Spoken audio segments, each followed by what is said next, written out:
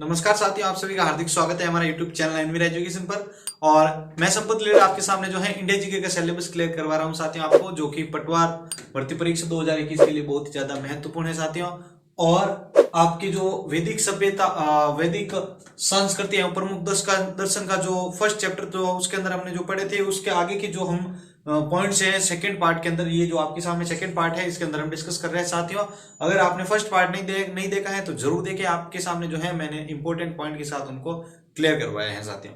तो साथियों अब जो है हम इस सेकंड पार्ट में जो है स्टार्ट कर रहे हैं बौद्ध दर्शन से। ठीक है, तो बौद्ध दर्शन के अंतर्गत देखो कौन कौन से इंपॉर्टेंट पॉइंट बनते हैं। तो देखो सबसे पहला पॉइंट है अपने सामने कि इसके प्रवर्तक कौन थे, आपके महात्मा बुद्ध।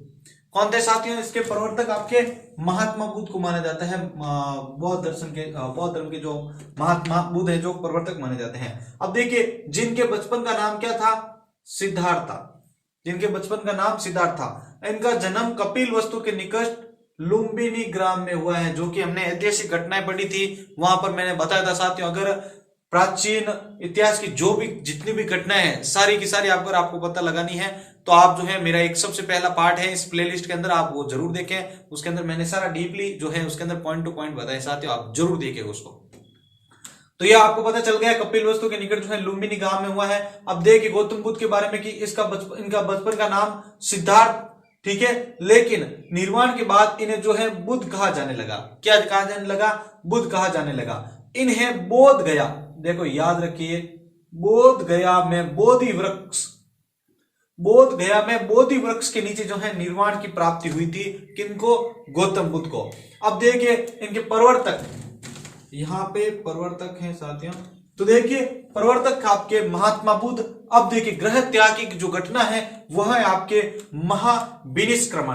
महाविनिष्क्रमण जो है ग्रह त्याग की घटना है। अब देखिए प्रथम धर्मोपदेश, तो प्रथम धर्मोपदेश है आपके धर्म चक्र परिवर्तन, ठीक है। अब देखिए नेक्स्ट आपके महापरिनिर्वाण।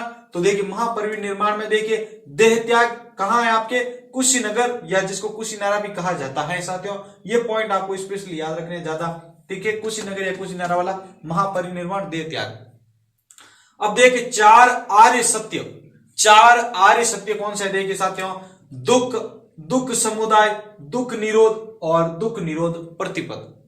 दुख समुदाय, दुख निरोध और दुख निरोध प्रतिपद, ये आपको चार जो है आर्य सत्य आपको याद रखने हैं, आर्यों के सत्य आपको याद रखने हैं। अब मैं आपको बताता हूं अष्टांगिक मार्ग आपने सुने हैं, देखे भी होंगे, अगर नहीं देखे हैं तो देख लीजिए आप। अष्टांगिक मार्ग कौन कौन से हैं? सम्यक दृष्टि, फर्स्ट है आपके सम्यक दृष्टि, सेकंड सम्यक संकल्प, थर्ड सम्यक वाक। क्या नाम है? सम्यक वाक। नेक्स्ट सम्यक कर्मांत, इसके बाद नेक्स्ट सम्यक आजीव, सम्यक व्यायाम, सम्यक स्मृति और सम्यक समाधि। ये जो है अष्टांग मार्ग है, ठीक है, अष्टांगिक मार्ग है। वापस रिपीटेशन कर रहा हूं साथियों, सुन लेना, अगर आपको जो है सुन लेंगे तो आपको याद रहेगा। देखो सम्यक दृष्टि, सम्यक संकल्प, सम्यक वॉक, सम्यक कर्मांत, सम्यक आजीव, सम्यक व्यायाम, सम्यक स्मृति और सम्यक समाधि।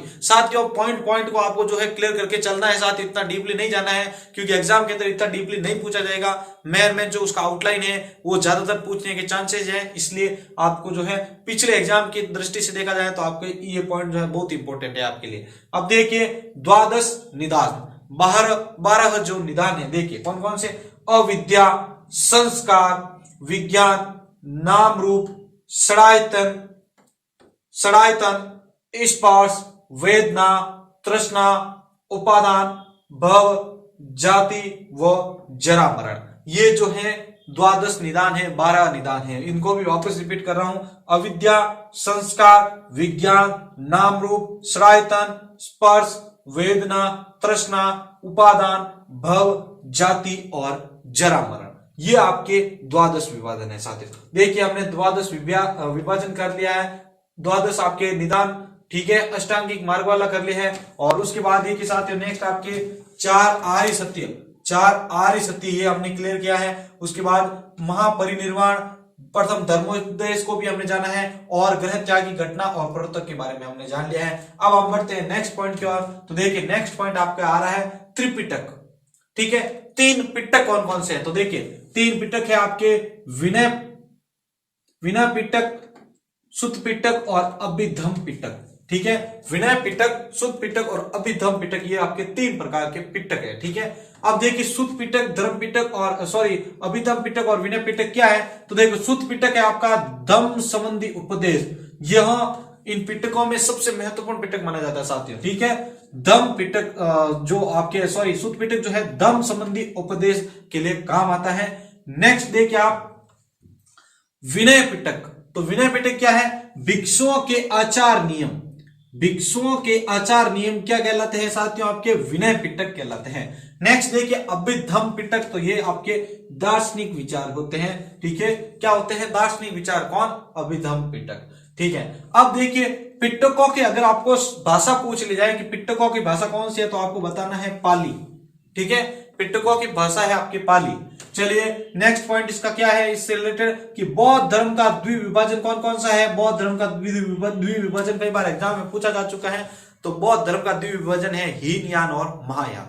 ठीक है, बौद्ध धर्म का द्विविभाजन अगर आपको पूछ ले जाए तो आपको बताना है दो विभाजित है, आपके दो भाग है, हीनयान और महायान। अब देखिए चतुर्विध विभाजन, चतुर्विध विभाजन भी देख लीजिए, वैभाषिक, सौत्रांतरिक, योगाचार, विज्ञानवाद और माध्यमिक शून्यवाद। ये आपके जो है क्या है साथियों? चतुर्विध विभाजन। ठीक है, वैभाषिक, सौतांत्रिक, योगाचार, विज्ञानवाद और माध्यमिक शून्यवाद, ये आपको याद रखना है। अब यहां पर देखिए चरम लक्ष्य, हीनयान और महायान के चरम लक्ष्य देखिए। हीनयान और महायान का अगर आपको चरम लक्ष्य पूछा जाए तो आपको बताना है हीनयान का तो है आपके अहर्त, हीनयान का क्या है? अहर्त, और महायान का क्या है? बोधिसत्व। महायान का क्या है साथियों? बोधिसत्व। चरम लक्ष्य आपको याद रखना है दोनों के, हीनयान का है अहर्त और महायान का है बोधिसत्व, याद रखना है। अब उसके बाद आता है अपने पास संप्रदाय। तो देखो हीनयान के संप्रदाय और महायान के संप्रदाय कौन है? तो देखो हीनयान का संप्रदाय आपके है वैभाषिक व स्वतांत्रिक, वैभाषिक व स्वतांत्रिक है आपके संप्रदाय किसका? हीनयान का। उसके बाद देखिए आप महायान का विज्ञानवाद व शून्यवाद, विज्ञानवाद व शून्यवाद किसका है? आपका संप्रदाय महायान का। दोनों को याद रखना है, संप्रदाय आपके हीनयान के है वैभाषिक स्वतांत्रिक और महायान के विज्ञानवाद व शून्यवाद, ये आपके इनके संप्रदाय। देखो मैंने इनको जो है एक ग्राफ के रूप में आपको सामने रखा है, चार्ट के रूप में आपके सामने रखा ताकि आपको जो है देखते याद आ जाए साथियों। बाकी ऐसे आपको जो है थ्योरी बेसिक थ्योरी टाइप में लिखता तो आपको जो है कम याद रहता, ये आपको जो है चार्ट आपको याद रखना है। अब देखिए नेक्स्ट प्रवर्तक मानते हैं हम। तो देखो प्रवर्तक वैभाषिक मत के और स्वतांत्रिक मत के जो प्रवर्तक कौन है? तो देखिए वैभाषिक मत के आपके जो प्रवर्तक है वे है आपके कात्यायनी पुत्र, कात्यायनी पुत्र है आपके किसके? प्रवर्तक वैभाषिक मत के। अब स्वतांत्रिक मत के अगर आपको पूछ ले जाए प्रवर्तक कौन है तो आप क्या बताएंगे? कुमारनाथ।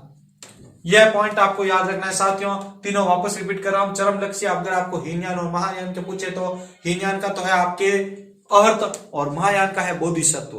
अगर संप्रदाय पूछा जाए आपको हीनयान के तो वैभाषिक और स्वतांत्रिक, वैभाषिक और स्वतांत्रिक, और महायान का अगर आपको पूछा जाए तो शून्यवाद और विज्ञानवाद, ये आपके किसके हैं? महायान के। अब प्रवर्तक के ऊपर आते हैं। तो देखो वैभाषिक मत के और स्वतांत्रिक मत के पूछे जाते हैं तो वैभाषिक मत के जो प्रवर्तक हैं वे आपके कात्यायनी पुत्र और स्वतांत्रिक पुत्र के पूछे जाए तो आपके बताना है कुमारलाल। ठीक है, तो ये पॉइंट आपको याद रखने हैं। अब नेक्स्ट पॉइंट आपके सामने लेके आ रहा हूं, एक बार इसका जो है आप स्क्रीनशॉट ले लीजिए, फिर नेक्स्ट पॉइंट आपके सामने लेके आता हूं।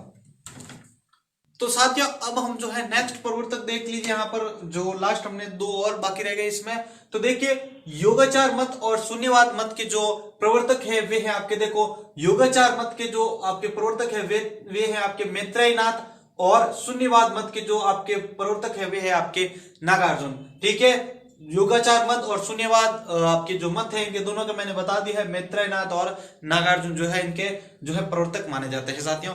नेक्स्ट पॉइंट हम देखते हैं, सम्यक दृष्टि के दो भेद है, कौन कौन से? लौकिक और लोकोत्तर। ठीक है, सम्यक जो दृष्टि होती है उसके दो प्रकार है या दो भेद है, लौकिक और लोकोत्तर। लौकिक सम्यक दृष्टि और लोकोत्तर सम्यक दृष्टि। अब देखिए सम्यक संकल्प। तो देखिए सम्यक संकल्प जो है आपके तीन है, कौन कौन से? नैपक्रम्य, अव्यापाद और अवहिंसा। ठीक है, नैपक्रम्य, अव्यापाद और आपके अवहिंसा, ये आपके तीन प्रकार है किसके? सम्यक संकल्प के। नेक्स्ट देखिए आप चार स्मृत्युपस्थान। चार स्मृत्युपस्थान कौन कौन से हैं? कायानुपश्यना, वेदानुपश्यना, चिंतानुपश्यना या धर्मानुपश्यना। ये चार आपके हैं, चार स्मृत्युपश्यना। ठीक है, अब नेक्स्ट देखते हैं हम चार उपादान। चार उपादान कौन से हैं?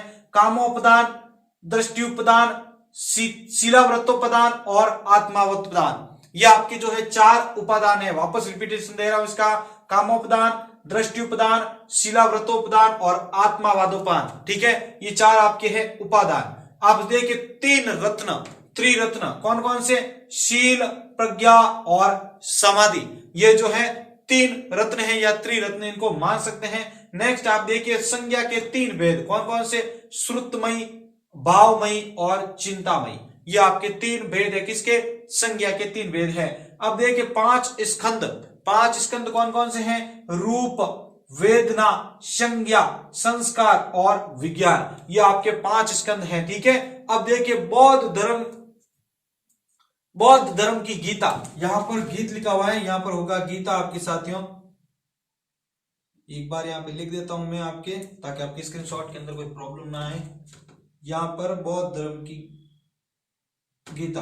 तो देखिए बौद्ध धर्म की जो गीता है वे है आपके सुक्पटिक। ठीक है, नेक्स्ट देखिए आप तीन प्रकार के क्रम कौन कौन से हैं? कायिक, वाचिक और मानसिक। कायिक, वाचिक और मानसिक जो है आपके तीन प्रकार के क्रम है।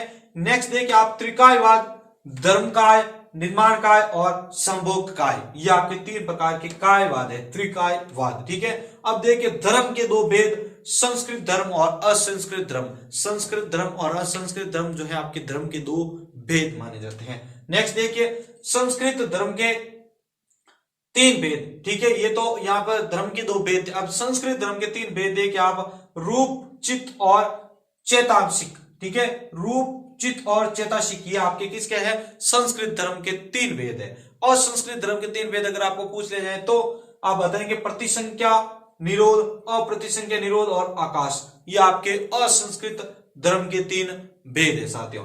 ये मैंने जो है इंपोर्टेंट जो निचोड़ बेस है उसका जो मेन पॉइंट बनता है आउटलाइन, वो आपके सामने रखा है साथियों। अगर इसके अंदर कोई मैंने पॉइंट छोड़ दिया है तो आप जरूर कमेंट बॉक्स में लिखे, मैं आपके लिए जरूर जो है उस वीडियो के दौरान जो ऐड करके आपके लिए वापस अपलोड करूंगा साथियों।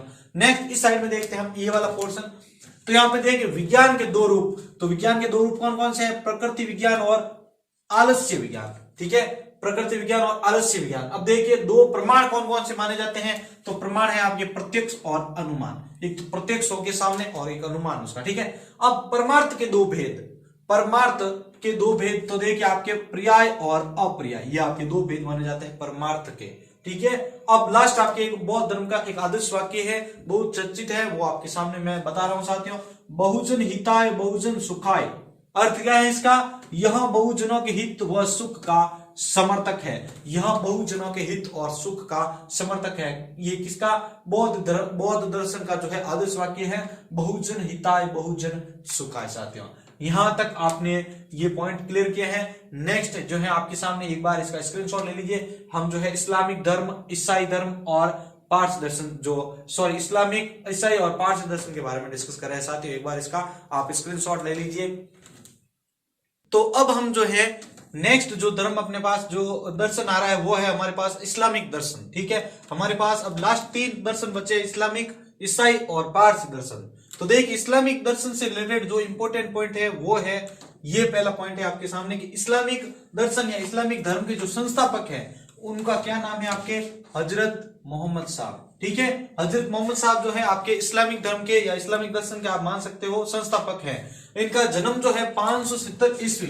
मैंने देखो पहला चैप्टर लिया था आपके लिए सबसे पहले इंडिया जीके के अंतर्गत, प्राचीन ऐतिहासिक प्राचीन घटना है, उसके अंदर सारी डेटेज वाइज मैंने आपको बताया था इनका जन्म कब हुआ था, इस समय कौन सी घटना, तो सारा बता रखा है उस टाइम का।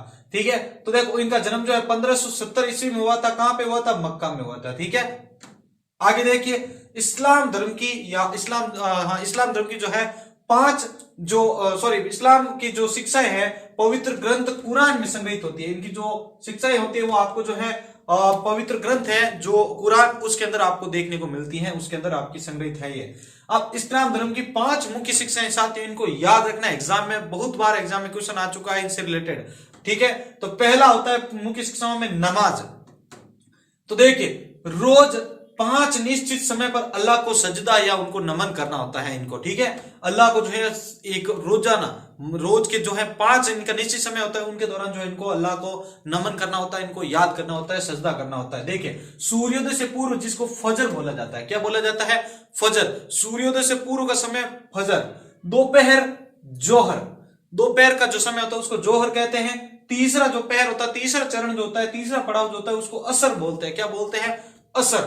सूर्यास्त के बाद सूर्यास्त का जो समय होता है उसको बोलते हैं हम मगरिब, और रात्रि का शयन पूर्व जो समय होता है उसको बोलते हैं हम मगरिब, ठीक है। तो ये जो आपके टाइम है इस प्रकार जो है इसको परिभाषित करते हैं। नेक्स्ट देखिए आपका इसका मूल मंत्र या कलमा जिनको बोलते हैं। तो इस्लाम एकेश्वरवाद में विश्वास रखता है, यानी एक ही ईश्वर को ये मानते हैं साथियों। नेक्स्ट देखिए आप रोजा जिसको हम व्रत भी कहते हैं। तो देखिए रमजान के पूरे महीने में प्रतिदिन सूर्योदय से लेकर सूर्यास्त तक खाना पीना नहीं करना चाहिए इनको, यानी जो रमजान का जो महीना आता है तो उसमें प्रतिदिन जो है इनको रोजा रखना होता है। सूर्योदय से लेकर सूर्यास्त तक ये कुछ भी नहीं खाते हैं, पानी वगैरह नहीं पीते हैं साथियों। नेक्स्ट देखिए आप हज यात्रा। अब देखिए जीवन में जो है इनको इसके अंदर बताया गया है कि जीवन में आपको जो है एक बार मक्का में मजहबी यात्रा पर जाना जरूरी है। नेक्स्ट देखिए आप जकात जिसको दान बोलते हैं हम, और इनके जो है इस्लाम धर्म के अंदर जकात बोला जाता है। तो देखिए ये क्या है कि यदि एक वर्ष में 7.5 तोला सोना या फिर 52 तोला चांदी से अधिक या बराबर का अगर आपके पास धन है तो आपको उसका 40वां हिस्सा जो है दान में देना चाहिए, ठीक है। 40वां हिस्सा जो है दान में देना चाहिए। ये इस्लामिक दर्शन या इस्लामिक धर्म से रिलेटेड इंपोर्टेंट पॉइंट थे, ठीक है, जो एग्जाम में पूछे जा चुके हैं, पूछे भी जा सकते हैं साथियों, ठीक है। इसलिए ये पॉइंट यहाँ पर हमने डिस्कस कर लिए। अब नेक्स्ट इस साइड में हम ईसाई दर्शन के बारे में डिस्कस कर लेते हैं। तो देखिए ईसाई धर्म या दर्शन के जो संस्थापक है वे हैं आपके ईसा मसीह। कौन है साथियों? ईसा मसीह। दूसरा पॉइंट इनका क्या है? इनका जन्म जो है फिलिस्तीन के पहाड़ी भाग में बेथलेहम में हुआ है। कहां है? बेथलेहम में हुआ है इनका जन्म। ईसाई दर्शन जो ईसा मसीह जो है इनके संस्थापक है, इनका जन्म जो है फिलिस्तीन के पहाड़ी भाग बेथलेहम में हुआ है। अब देखिए इनको जो है 30 वर्ष की आयु में जो है सूली पर चढ़ा दिया गया था। कितने वर्ष की? 30 वर्ष की आयु में जो है इनको सूली पर जो है चढ़ा दिया गया था। नेक्स्ट पॉइंट क्या है कि ईसा मसीह के उपदेश धार्मिक ग्रंथ बाइबिल में मिलते हैं। अब इनके उपदेश कहां पर मिलते हैं हमें? बाइबिल में, इस्लाम धर्म के कुरान के अंदर, ठीक है। तो इनके जो हमें है बाइबिल के अंदर जो है इनके उपदेश देखने को मिलते हैं साथियों। नेक्स्ट देखिए ईसाई धर्म की मुख्य शिक्षाएं कौन कौन सी हैं? ईश्वर एक है, वो उनकी दृष्टि में सब समान है। इनका कहना है कि हमारा जो ईश्वर है एक है और उनकी दृष्टि में सभी जन्य, सभी लोग जो है, सभी मानव जो है, सभी मनुष्य जो है वो एक हैं। नेक्स्ट देखिए दूसरा, मनुष्य की सच्चरित्रता पर ईसा मसीह ने जो है बल दिया है, यानी मनुष्य की जो सच्चरित्रता, उनकी अच्छी चरित्रता है उसके ऊपर जो है बल दिया है। हमें मनुष्य को जो है उसके चरित्र से जो है हम उसको पहचान सकते हैं। नेक्स्ट देखिए पाप से घृणा करो, पापी से नहीं। पाप जो होता है उससे आपको नफरत करनी चाहिए, उससे घृणा करनी चाहिए, पापी से नहीं, क्योंकि पापी को जो है हम अच्छी शिक्षा देके उसको अच्छे सन्मार्ग पर जो है अच्छे मार्ग पर हमें उसको ला सकते हैं। तो आप पाप से घृणा करोगे तो पाप मिट जाएगा।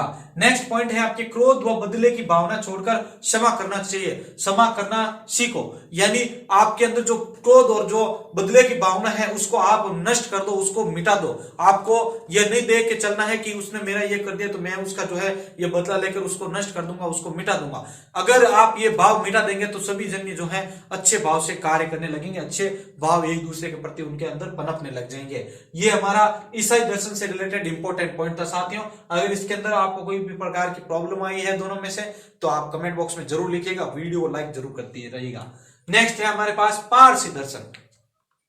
अब देखिए पारसी दर्शन के अंदर कि पारसी धर्म का जो जन्म है फारस यानी ईरान में हुआ है। फारसी जो धर्म है इसका जो जन्म है फारस जो ईरान के अंदर हुआ है। इसके संस्थापक जो है जरथुष्ट्र हैं, ठीक है। इसके संस्थापक जो है जरथुष्ट्र थे और इनका काल जो है 600 ईस्वी पूर्व मानते हैं। ये भी मैंने जो है 600 ईसा पूर्व मानते हैं, ये भी मैंने उस चैप्टर के दौरान आपको बताया था साथियों, ठीक है। तो देखो पारसी धर्म का पारसी धर्म का जन्म तो फार्स ईरान में हुआ। संस्थापक कौन है? जरथुष्ट्र, ठीक है। और इनका काल कब माना जाता है? 600 ईसा पूर्व, ठीक है। अब देखिए इस दर्शन के जो है, इस फारसी दर्शन के 5 सिद्धांत है, ठीक है। आपके देखिए यहां पर पहला है शरीर नाशवान है, ठीक है, शरीर नाशवान है तथा आत्मा अमर है, ठीक है। दूसरा देखिए मनुष्य को अपने कर्मों के अनुसार स्वर्ग और नरक की प्राप्ति होती है, यानी अगर आप अच्छे कर्म करोगे तो आपको जो है स्वर्ग में जगह मिलेगी, अगर आप बुरे कर्म करोगे तो आपको नरक में जगह मिलेगी। ये सभी धर्मों में मान्य है, सभी धर्मों में इसको कहा जाता है कि अगर आप अच्छे कर्म करोगे, इस धरती पे रहकर अच्छे पुण्य कमाओगे तो आप ऊपर जाके जो है स्वर्ग में प्राप्ति करोगे, नहीं तो आप जो है नरक में जाओगे। नेक्स्ट देखिए संसार में देवी शक्तियों और देवी और दानवी शक्तियों का जो है इसके अंदर मौजूद है, इनका मानना है। अब देखिए देवी शक्तियां क्या कहती हैं? देवी शक्तियों का प्रतीक इसके अंदर क्या माना जाता है? अहुरम जदा, ठीक है। संसार में इनके अनुसार, फारसी दर्शन के अनुसार जो संसार के अंदर देवी शक्तियां हैं उनको यह अहुरम जदा कहते हैं या अहुरम जदा मानते हैं। और यह शक्तियां कहती है कि मनुष्यों बुरी बात न सोचो, सद्मार्ग न छोड़ो और पाप ना करो, यानी आपको अपने मन मस्तिष्क के अंदर कभी भी बुरी बात को नहीं लाना है और सद्मार्ग पर चलना है, ठीक है। सद्मार्ग को कभी नहीं छोड़ना है, अच्छे मार्ग पर चलना है, अच्छे कार्य को करते रहना है आपको, उस मार्ग को आपको नहीं छोड़ना है। और क्या कहा है इन्होंने कि पाप ना करना, पाप ना करो, यानी कोई भी प्रकार का पाप ना करो, पुण्य का काम करो, ठीक है। नेक्स्ट इनका कहना है दानवीय शक्तियों का प्रतीक इसके अंदर किसको माना जाता है? तो अहरमीन को माना जाता है इसके अंदर दानवीय शक्तियों का। देवी शक्तियों का अहरमजदा और देवी शक्तियों का आपके अहुरमजदा और दानवीय शक्तियों का अहरमीन, ठीक है। तो इनके अनुसार क्या है कि दानवीय शक्तियां जो है अहरमीन, ये क्या है कि इंसान को जो है बुरे पाप करेगा, बुरे जो कर्म करेगा तो वो क्या करेगी, उनको जो है नरक की ओर ले जाएगी, उनको नरक के अंदर ले जाएगी। लास्ट इसके अंदर जो पॉइंट बनता है वो देखिए साथियों, फारसी धर्म का प्रतीक जो है अवेस्ता ए जेद है, अवेस्ता ए जेद है। एग्जाम में पूछा जा चुका क्वेश्चन है साथियों, चाहे आप रीट के हो चाहे पटवार से रिलेटेड हो, आपकी जो है इंपोर्टेंट पॉइंट है वो आपके सामने मैंने डाले हैं। देखिए पारसी धर्म का जो प्रतीक है वो अवेस्ता ए जेद माना जाता है साथियों।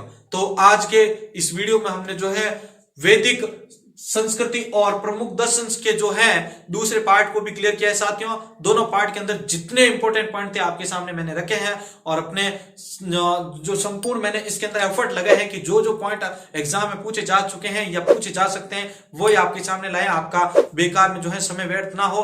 तो इस हेतु जो है दोनों पार्ट अगर आप ध्यान से देखें तो एग्जाम के अंदर आप इजीली एग्जाम के अंदर क्वेश्चन को फाइट कर पाएंगे साथियों। इसी के साथ मैं संपत लिलड़ आपसे अलविदा लेता हूं, मिलते हैं नेक्स्ट वीडियो में, धन्यवाद।